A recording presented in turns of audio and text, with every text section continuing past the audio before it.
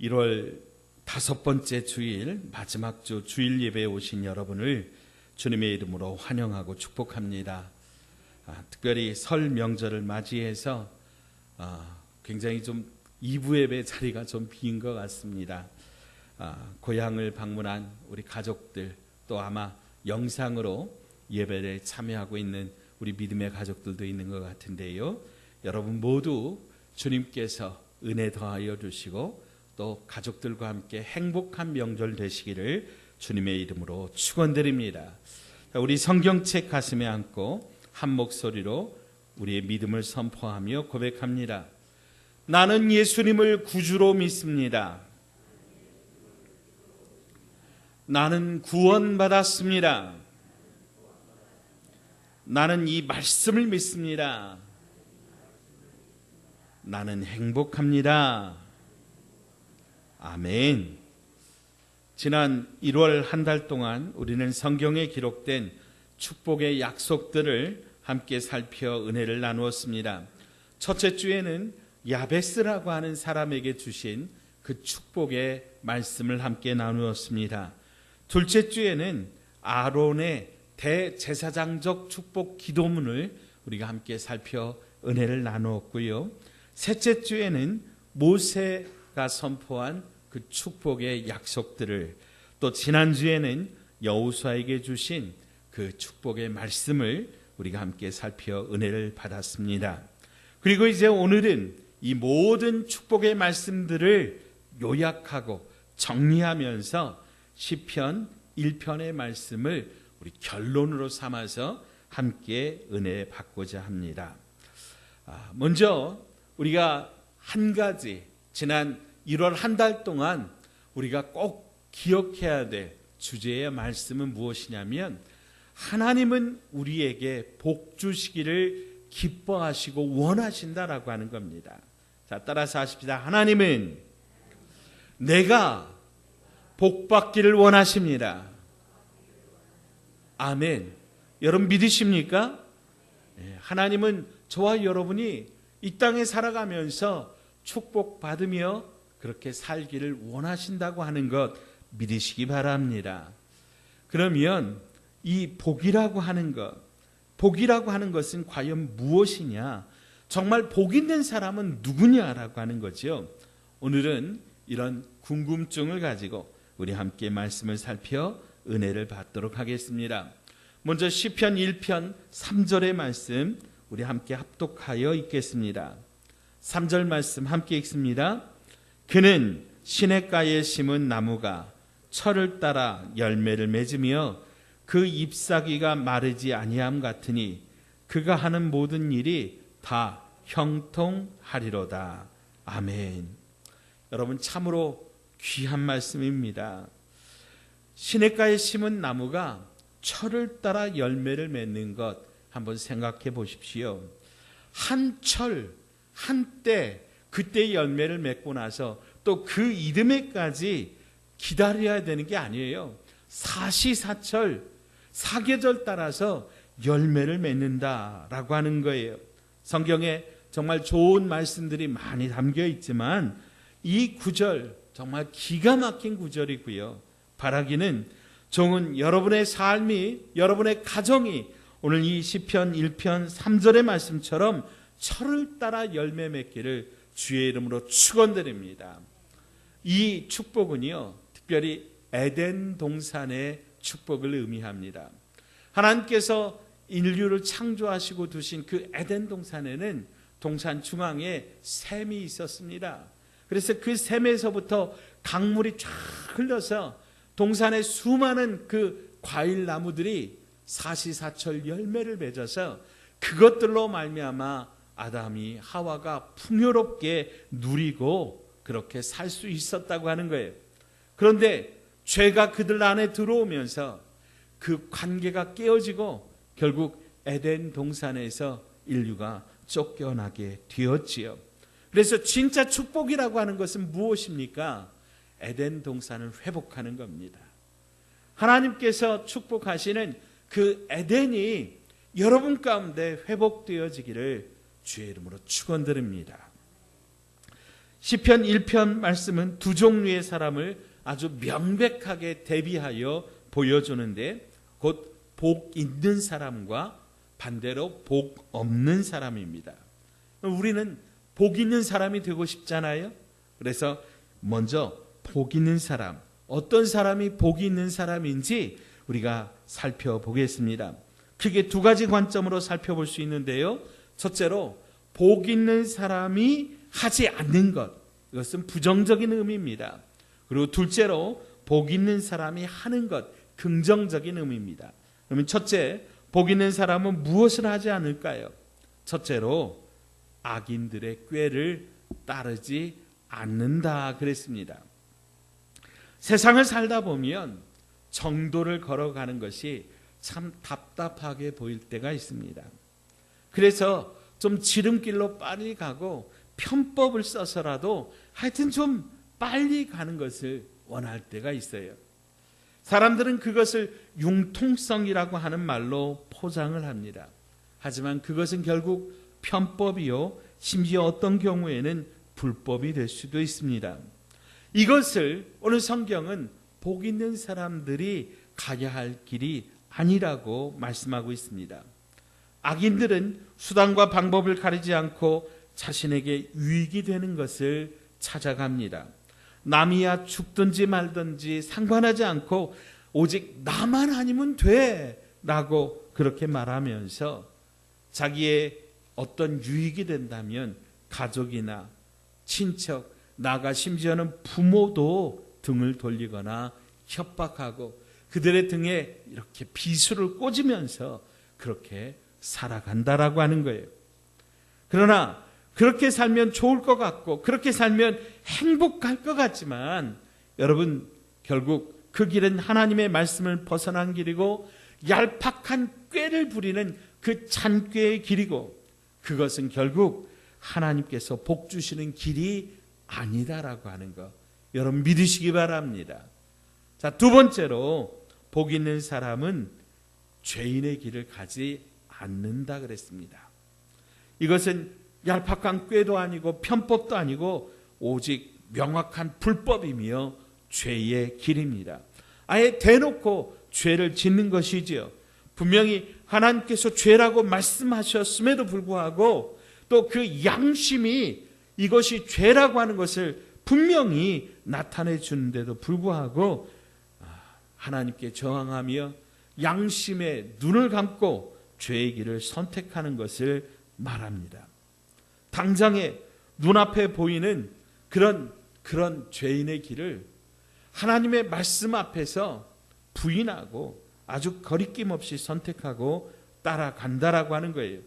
물질과 세상의 권력 그리고 거짓 명예를 쫓아가다가 그만 후회하고 돌아올 수도 없는 그런 길을 가는 것. 여러분, 결국 그 길은 망하는 길이라고 하는 것 우리는 명심해야 됩니다. 최근에 여러분 세간에 아주 떠들썩하게 하는 두 건의 큰 횡령 사건이 있었죠. 오스템 임플란트라고 하는 큰 우리 이빨에 임플란트 있잖아요. 그 임플란트를 취급하는 회사의 경리 과장이, 팀장이 아주 그냥 수십억 원의 돈을 착복을 해가지고 그것으로 주식에 투자하고 또 그것을 금덩이로 바꿔다가 자기 집에다가 갖다 숨기고 여동생 집에다가 갖다가 또 아버지 집에다가 갖다 막 숨겼다가 결국에는 어떻게 되었습니까? 다 들통이 나고 또 그것이 부끄러워서 그 아버지는 또 생명을 스스로 끊는 그런 일이 있었죠. 또 두 번째는 어느 구청에 그 사업을 담당하는 그 협력 사업을 담당하는 그 팀장이 이 사업을 한다고 해놓고 사업비를 받아가지고 이 회사로부터 받아서 그것을 착복을 해서 그것이 들통나서 그만 쇠고랑을 차게 된 그런 일입니다. 아마 그들이 처음부터 그렇게 수백억 대의 그런 돈들을 그렇게 처음부터 하려고 마음먹지는 않았을 겁니다. 아마 처음에는 조금씩 했는데 다른 사람들이 아무도 모르는 것 같고 그것이 자기의 호주머니에 채워지면서 좀 경제적으로 윤택해지는 것 같으니까, 그래서 한 번 한 것이 두 번 되고, 그것이 세 번 되고 네 번 되고, 습관적으로 그것이 이제 그의 자신의 그 길이 되어서 결국에는 그 인생을 망하게 하는 그런 길이 되었다라고 하는 거죠. 여러분, 아무리 완벽한 알리바이가 있어도 결국 진실은 알려지게 되어 있는 거죠. 설령 사람의 눈은 속일 수 있어도 하나님의 눈은 결코 속일 수 없다고 하는 거예요. 죄에는 마땅한 대가가 항상 따르기 마련이고, 이런 길은 복 있는 사람들이 결코 가서는 안 되는 길이라고 하는 거 여러분 믿으시기 바랍니다. 세 번째로, 오만한 자들의 자리에 앉지 않는다라고 말씀하고 있습니다. 이 오만이라고 하는 것은 무례한 것이고 극대로 자만하고 교만한 것입니다. 천상천하 유아 독존, 하늘 위에 나 위에 사람이 없고 내 밑에 다 깔아 내려보는 거예요. 오직 나밖에 없는 거예요. 그런데요, 이런 사람들과 함께 하기를 좋아하는 사람들이 과연 어떤 사람들이냐라고 하는 거예요. 그들의 무례와 오만과 교만함을 알면서도 왜 그 불편한 사람들과 함께 할까요? 그들의 권력과 그들의 물질과 그들의 명예를 탐내서 거기에 빌붙어서 비록 더럽고 안 이꼽지만 나도 한 자리 해보려고 결국 그 권력의 그 명예의 그 물질의 노예가 되어서 그들과 함께하는 것 아니겠느냐라고 하는 것이죠. 하지만 굉장히 위험한 일입니다. 그들의 마음을 일시적으로 얻어서 권력을 얻고 물질을 얻었다고 해보십시다. 과연 그것이 우리에게 행복을 가져다 주겠습니까? 과연 그들 앞에서 진실을 말할 수 있겠습니까? 그들 앞에서 정직을 행할 수 있겠느냐라고 하는 거예요. 명예가, 권력이, 물질이 탐난다고 해서 정직함을 버려서는 안 된다고 하는 거예요. 그것은 결코 복 있는 사람이 가는 길이 아니라고 하는 것이죠. 자, 그러면 복 있는 사람들이 마땅히 행하는 길, 마땅히 하는 일은 무엇입니까? 첫째로, 복 있는 사람은 오직 여호와의 율법을 즐거워한다. 하나님의 말씀을 즐거워합니다. 여기서 오직이라고 하는 말은 즐거움의 원천, 그 즐거움을 가지는 유일한 통로가 바로 이 하나님의 말씀이라고 하는 거예요. 진정한 그 마음의 기쁨을 하나님의 말씀에서 찾는다라고 하는 거예요. 두 번째, 이 율법을 즐거워한다는 말은 이 율법을 밤낮으로 묵상한다는 말로 그렇게 연결이 됩니다. 하나님의 말씀을 밤으로 낮으로 시시때때로 그렇게 읽고 묵상하고 그 말씀대로 살려고 노력한다고 하는 거예요. 여러분, 우리가 진짜로 즐거워하는 것을 하면 아무리 오랜 시간이 걸려도 지루하지 않습니다. 때때로 여러분 TV 연속극을 보면 지루하지가 않잖아요. 다음에 어떤 사건이 일어날지 궁금해지고 마치 자기가 그 연속극의 주인공이라도 된 것 양 느끼면서 그 안에 막 빠져드는 것이죠. 우리가 하나님의 말씀을 즐거워한다는 것이 그 즐거움 이상이 되어야 되지 않겠습니까? 밤이든 낮이든 주님의 말씀이 너무나도 좋고 기대되고 궁금해져서 사모하는 그 마음이 우리 가운데 있어야 한다는 거예요. 그래서 성경 기자는 주의 말씀이 내 입에 단데 꿀송이보다도 더 달도다. 아멘. 여러분, 이렇게 주님의 말씀이 여러분에게 꿀송이같이 느껴지는 그런 은혜와 축복이 있기를 주의 이름으로 축원드립니다. 그래서 복된 길을 가는 사람은 늘 가까이 하는 게 뭐예요? 하나님의 말씀을 가까이 하는 것이에요. 그리고 그 말씀을 오늘 특별히 묵상한다 그랬어요. 묵상. 이게 성경적 의미보다 우리가 한자적인 단어이기 때문에 한자의 의미가 들어와요. 한자는 입을 닫는다는 것이거든요. 그리고 생각한다, 입을 닫고 머리로 생각한다, 이것을 묵상으로 그렇게 생각하는데, 성경의 원어적 의미는 무엇이냐면 되새긴다라고 하는 그런 의미를 가지고 있어요. 성경 말씀을 되새긴다라고 하는 거예요. 되새김. 우리는 되새김할 때 되새김질하는 그 소가 생각이 납니다. 소는요, 위장이 4개나 된다 그러지요. 그래서 소가 들판에서 풀을 뜯으면은, 꼴을 뜯으면은요, 이걸 갖다가 첫 번째 위에다가 저장을 해놓고 집에 돌아와서요, 이제 헛간에 있을 때 잠시도 가만 안 있습니다. 계속해서 입을 놀리면서 오물오물 하면서 씹습니다.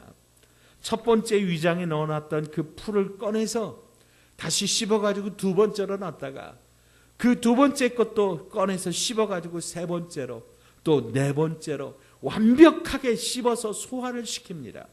특별히 성경은 이렇게 굽이 있고 위장이 4개나 있는 되새김질하는 이런 소와 같은 이런 짐승을 하나님께 제물로 드리라고 그렇게 말씀하고 있어요. 이런 되새김질하는 음식, 되새김질하는 이런 짐승이 하나님이 받으시는 제물이 된다라고 하는 거예요. 여러분, 제물이라고 해서 다 하나님이 받으시는 게 아니라니까요. 아벨과 아벨의 제물은 하나님이 받으셨고요, 가인과 가인의 제물은 하나님이 받지 않으셨어요.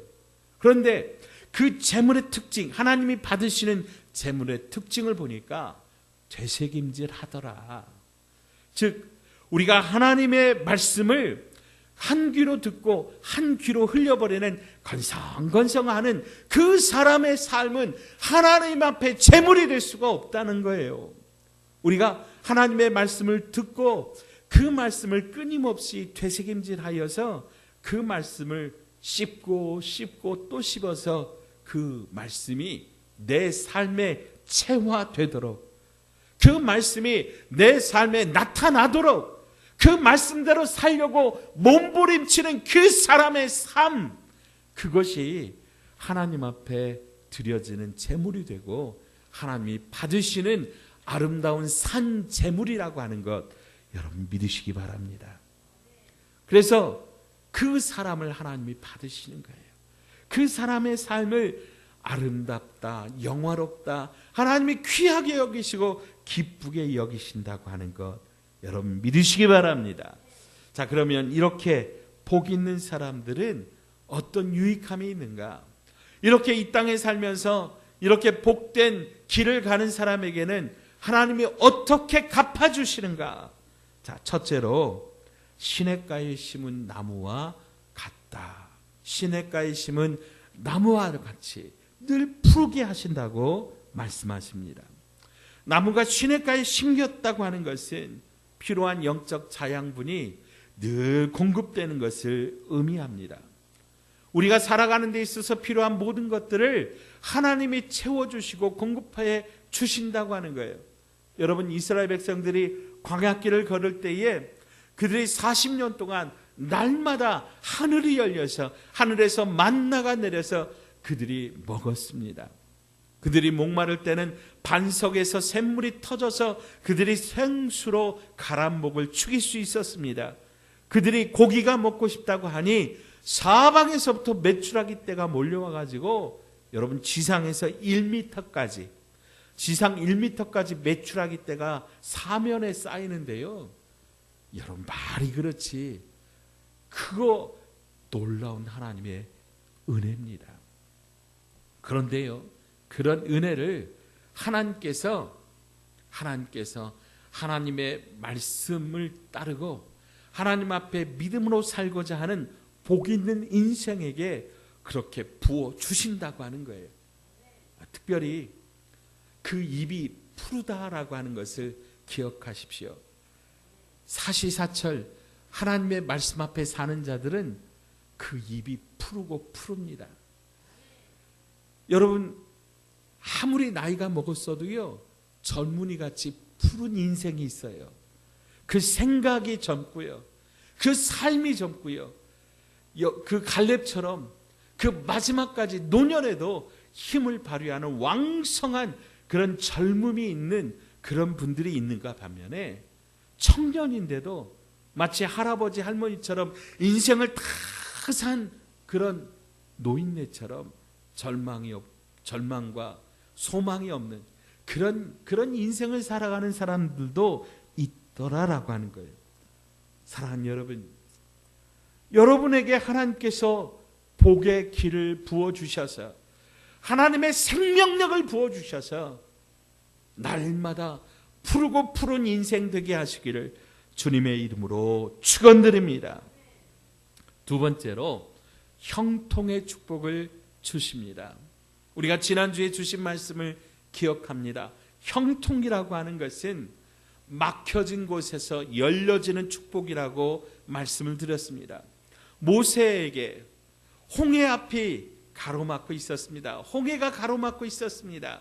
그런데 하나님께서 모세와 함께 하시니 그 홍해가 갈라지고 그들이 마른 땅으로 걸어서 건넜습니다.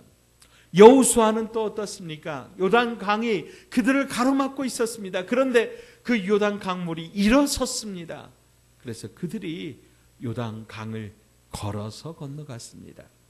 여러분, 다윗이 사울의 뒤를 이어서 왕이 될 것을 사울 왕이 알고 있었습니다. 그래서 어떻게 하든지 이 다윗을 왕이 되지 못하도록 죽이려고 얼마나 애를 쓰고 쫓아다녔는지 모릅니다. 그러나 여러분, 우리는 잘 알고 있습니다. 하나님이 함께 하시는 다윗은 광야에서도 사막에서도 살아남았습니다. 오히려 형통했습니다. 오히려 많은 사람들이 그 곁에 몰려들었습니다. 그래서 결국 사울은 망하는 인생이 되었고 다윗은 축복받는 인생이 되어서 이스라엘의 통일왕국 제2대 왕이 되었던 것입니다. 형통이라고 하는 것은 하나님의 말씀을 통해 바르게 인도함을 받아 좌로나 우로나 치우치지 않고 하나님이 원하시는 그 인생길로 바르게 곱게 쭉 가는 것입니다. 그래서 그 인생이 하나님께서 축복하시는 놀라운 인생, 하나님이 복 주시는 인생 되는 것을 기억하십시오. 바라기는 여러분의 인생이 이렇게 형통하시기를 주의 이름으로 축원드립니다. 자, 마지막으로 그래서 이렇게 복 있는 인생, 복 주시는 인생은 아름다운 열매를 맺게 되는데 미움이나 다툼이나 시기나 질투와 같이 이런 악한 사단의 열매가 아니라 성령의 9가지 열매를 맺습니다. 먼저 사랑의 열매를 맺습니다. 하나님을 사랑하고 이웃을 사랑하게 됩니다. 그래서 이렇게 복 있는 사람들 늘 그 인생이 사랑으로 넘치게 됩니다. 그 사랑의 구체적인 그 행동이 그 가운데 나타나기 때문에 그 곁에 수많은 사람들이 몰려들게 됩니다. 두 번째는 희락의 열매를 맺습니다. 희락은 기쁨입니다. 기쁨은 전파되게 되어 있습니다. 전염되게 되어 있어요. 여러분, 우리 곁에 정말 기뻐하는 사람이 있으면 같이 기뻐지는 거예요. 같이 행복해지는 거예요. 늘 우울해하는 사람과 함께 있으면 그 인생도 우울해지는 거예요. 근데 오늘 복 있는 사람, 복 있는 인생은 하나님이 그 마음에 기쁨을 부어주시니까 날마다 그 인생이 기뻐지는 거예요. 희락이 가득한 거예요. 행복한 거예요. 그래서 그 주변에 있는 사람도 행복하게 만드는 거예요.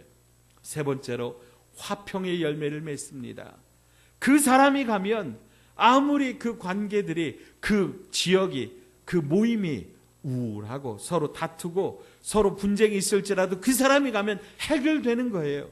그 사람 때문에 그 모임이 화목하게 되는 거예요. 화기애애하게 되는 거예요.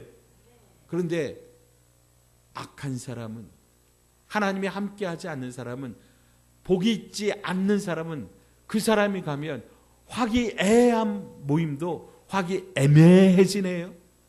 관계가 깨트려지네요. 서로가 서로를 미워하게 되네요. 사랑하는 여러분, 성령의 열매를 맺는 화평을 이루는 사람 되시기를 바랍니다. 또 인내의 열매를 맺습니다. 어떤 괴로움도 그를 흔들지 못합니다. 어떤 고난도 그를 흔들지 못합니다. 하나님이 주시는 굳센 믿음이 그 안에 있기 때문에 하나님을 믿으며 끝까지 오랫동안 참아내는 아름다운 인내의 열매가 그 안에 있습니다. 자비가 있습니다. 양선의 열매를 맺습니다. 충성의 열매를 맺습니다. 하나님의 약속을 끝까지 신뢰하고 설령 당장에 그 눈앞에 어려움이 닥쳐올지라도 결코 흔들리지 않으며 반드시 이겨내서 하나님 앞에 충성되고 진실한 그 종으로서의 사명을 감당하게 되는 겁니다. 온유의 열매를 맺습니다. 비록 자신의 생각이 옳다고 생각될지라도 하나님이 아니라고 하면 부드러운 마음으로 순종할 줄 아는 그런 온유한 사람이 됩니다. 절제의 열매를 맺습니다.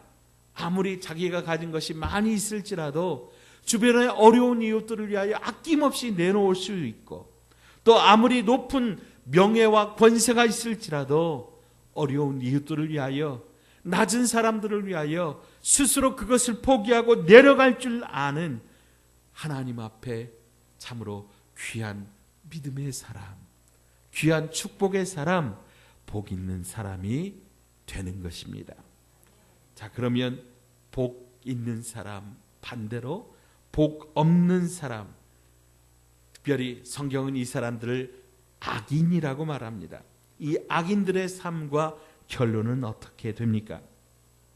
악인들은 복 있는 의인들과는 정반대로 살아가다가 결국 하나님 앞에서 그가 이제 삶의 만족함을 얻지 못하고 하나님을 신뢰하지 못하기 때문에 하나님이 아닌 다른 것들에 뿌리를 내리려고 그것들을 쫓아다니다가 결국 그 모든 것들로부터 만족함을 얻지 못하고 공허함을 얻게 됩니다.